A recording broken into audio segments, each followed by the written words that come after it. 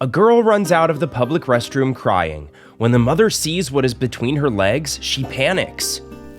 Rosemira adored Rosa, her daughter. More than mother and daughter, both women were life companions who had struggled to overcome together all the adversities that had come their way throughout their lives. Rosa's father was an inveterate drunkard who physically and psychologically abused Rosemira and took advantage of the news that she was pregnant to abandon her to her fate, blaming her for not taking care of herself to avoid having children. Although she spent a couple of weeks sad, depressed, thinking that life had no meaning and that she alone would not be able to raise a baby, as the months went by, she realized that getting rid of that abusive drunkard represented an opportunity, and she was reassured to realize that her daughter would grow up in a peaceful environment without the bad example of her father by her side. The problem was where to get the money to raise her daughter.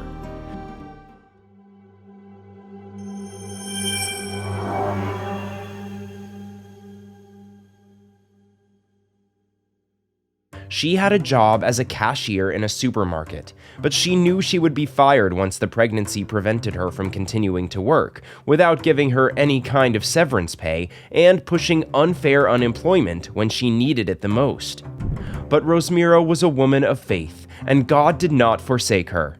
Shortly after she became unemployed, she was taken in by a group of nuns who took care of her after birth, providing her with all the food she needed and even paying her electricity, water, and gas bills.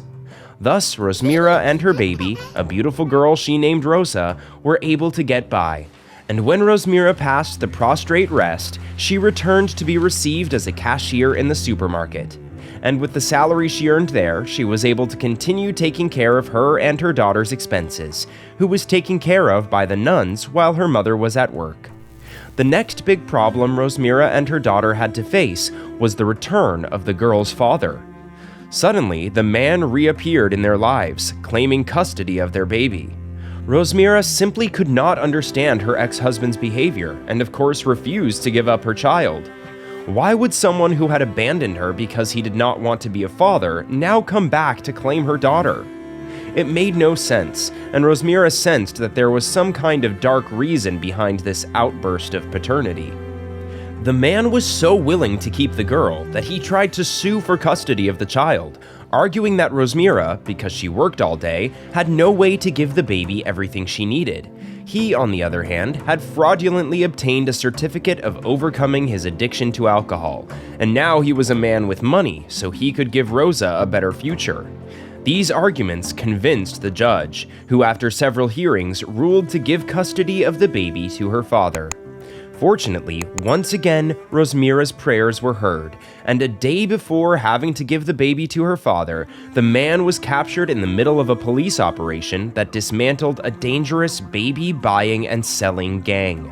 It was this shady business that had allowed the man to make money in such a short time, and this was the reason he wanted to take custody of his daughter.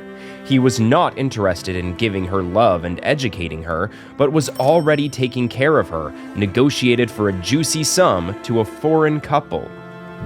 Rosa was then a baby and could not be aware of everything that had happened, but Rosemira always felt that those battles had been fought together, and that it was Rosa who had given her the necessary strength to face all the trials that destiny put in her path, to become strong and overcome them. For that reason, when the girl grew up a little, Rosemira never hid anything from her, with great prudence, of course. She let her know the whole truth when her father had abandoned them, and how he had even tried to sell her when she was just a baby. Her objective was not to awaken in Rosa a resentment towards her father, but simply to share with her what she considered a victory together as mother and daughter. For these reasons, Rosa grew up as a strong girl. Unlike so many children who grow up being deeply influenced and who act and even think not according to what their heart tells them, but according to what others say, Rosa did not let herself be carried away by fashions and acted following the values her mother transmitted to her. Guided by what she considered good and avoiding what she considered bad, regardless of the ridicule she might receive for it. For all these reasons, Rosa and Rosemira's relationship was unique. A great complicity existed between them. They knew how to understand each other perfectly, and there was practically never an argument between them.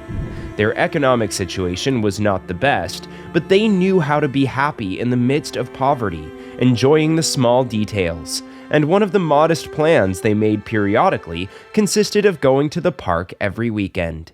There they talked a little, distracted themselves, shared an ice cream, and breathed fresh air. And it was on one of those walks that the unthinkable took place, one of the hardest trials of all those they had faced up to that moment. They had been in the park for about an hour when Rosa felt the urge to urinate. Her mother didn't like at all the idea of her daughter relieving herself in a public restroom because she considered that these were places that were prone to infections. That's why she proposed that the girl return home. But Rosa insisted that she would like to stay a little longer in the park, and Rosmira agreed to let her daughter urinate in a public restroom. Rosmira didn't know very well how much time passed until she heard a scream from her daughter, and before she could react, she saw the girl running towards her, desperately crying. When her mother saw what she had between her legs, she panicked. A cold and creamy cylindrical body moved between Rosa's legs. It was nothing more and nothing less than a snake.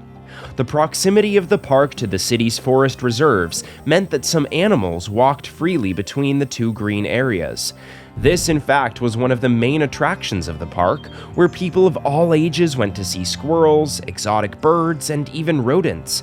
But as bad luck would have it, not some of these harmless animals were resting in the toilet bowl of the public restroom, but a venomous snake that embraced Rosa's leg as soon as she entered the restroom.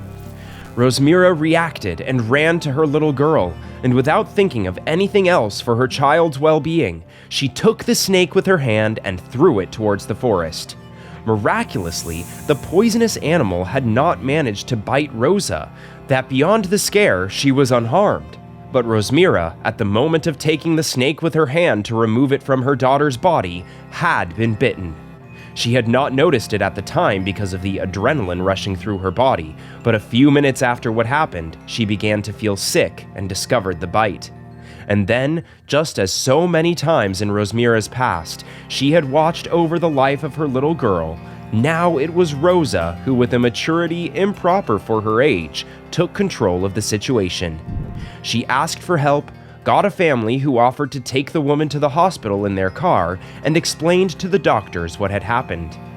Thanks to the girl's exact description of the snake, the doctors were able to inject the patient with the appropriate antiophytic serum quickly enough, and Rosmira managed to survive that dangerous experience.